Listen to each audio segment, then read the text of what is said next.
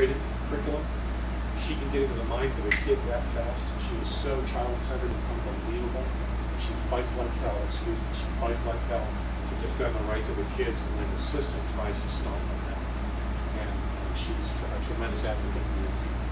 So together we work pretty hard at trying to make life good from a learning side and model that ourselves. So I get very hyped about this stuff, as you've already noticed, because I'm sweating on buckets. But I love this stuff. But it's just so fun. I cherish the fact that you're here. So thank you for that. Now, any other burning questions? Does that suffice? Okay. I won't ask anyone. Any burning ideas? Any bright ideas so far for your? What was the second thing besides brain-based learning that your wife was? Integrated instruction or thematic instruction.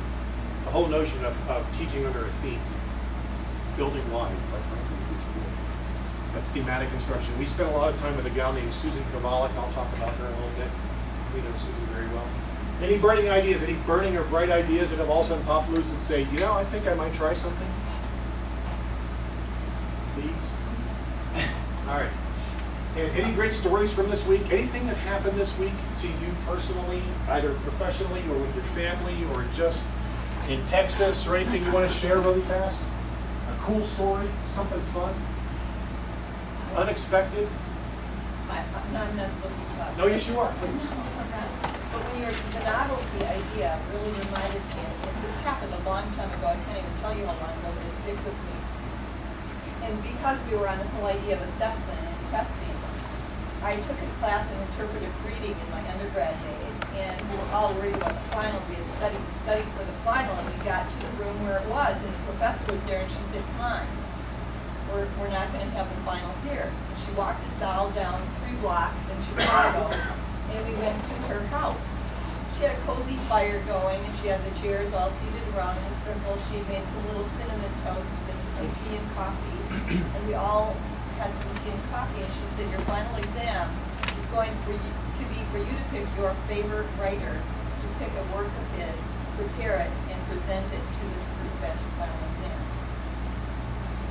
I remember it to this day, and it was probably the thing I learned most in my entire life because it was so meaningful, and we had to apply everything we had learned all semester in that one production that we had to pull it together very quickly.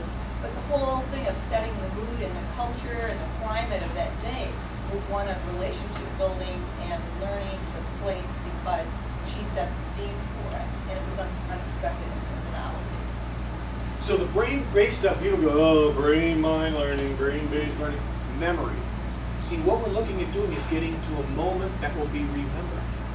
Look what just happened. When's the last time you thought of that? Oh, I didn't until today, for a long, long time. But you know what? I don't remember a whole lot of other final exams I took, other than my dissertation and my oral. So we'll get to this in a little while. Emotion and memory, and the moment of the emotions, the positioning of the emotions at the moment of teaching and learning. Huge, huge, huge, huge. So the relational piece that you described and the emotions of, wow, we're going to our house. Whoa. And look how many years it's been since you thought about that, and yet it's clear as a bell. You probably remember the room. Exactly. See, the brain is just so Smell phenomenal. the cinnamon on the toast. There you go. Outstanding. What a great story. Okay. I'm a believer. I used to coach soccer, youth soccer, and one of my favorite times in working with kids was not during the game when everybody's trying to make the goal kind of thing. It was what we called the kick around. And the kick around was we'd all just kind of get in a circle and we just kind of kick the ball around. We could kind of do whatever we wanted. We wanted to kick it hard or just push it a little bit. And it was just real random. So I like to try and treat these things as bits of kick arounds. So if you want to interject or say, whoa, whoa, whoa, can I ask another question or can I make a comment here? This is popping loose. I have to say this. That's the kick around. So please feel free. Okay. All right, Convergence Foundation, a little bit about that. Quite a unique organization in terms of what we do and who we are. We were born out of the transportation electronics industry. What that means is, back in the early 1970s, there were about 4 lead electronics engineers in Detroit who were about the only electronics engineers in Detroit, because if you think about cars in the 1960s, they didn't have much in the way of electronics. But these 3 or 4 guys began to say, you know, there's something coming down the line here. And this electronics thing is going to get pretty big pretty fast. We better get our mechanical engineers in the room with us and start talking about the these things coming together, electronics and mechanics, in terms of engineering, because they're going to influence each other. Hence the name convergence of electrical and mechanical engineering. Okay? What I often would say is, if you've been around old cars at all, think about like a 1965 Mustang in terms of its electronics. Maybe a radio, windows are probably rolled down. All the engine systems were mechanical, they weren't electric, except they were all, the battery. What did the battery power? Starter, radio, wipers, lights. Okay? Think about a 2010 Mustang in terms of electronics and computers and softwares and chips. And not just the vehicle itself. Think about how it was manufactured in terms of electronics. Think about how it was designed in terms of electronics. That's the convergence. So they started having these every other year or biennial meetings, and much to their surprise, they got so big in 1994, they had a profit. They had $36,000 left over, they didn't know what to do with it. They weren't allowed to have a profit.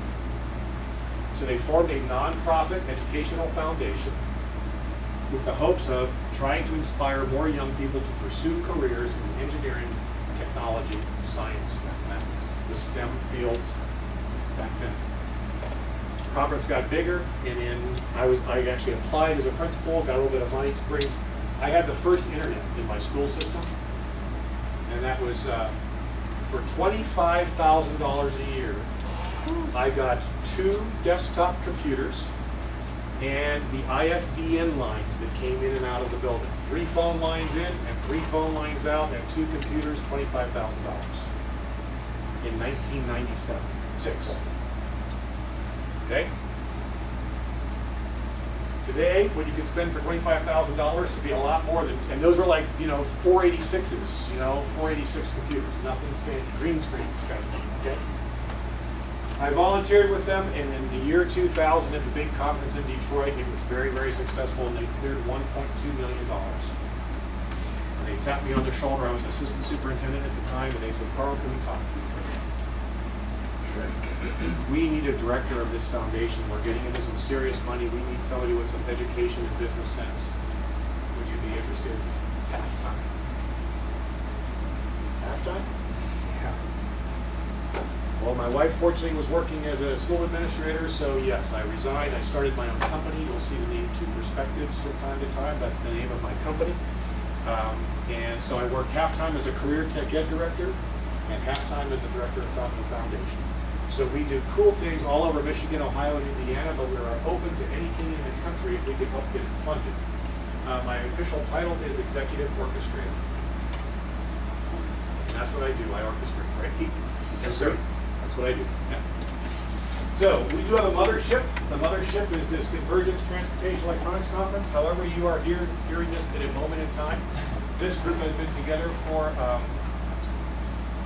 since 1976. And on July 8th, it will be no longer.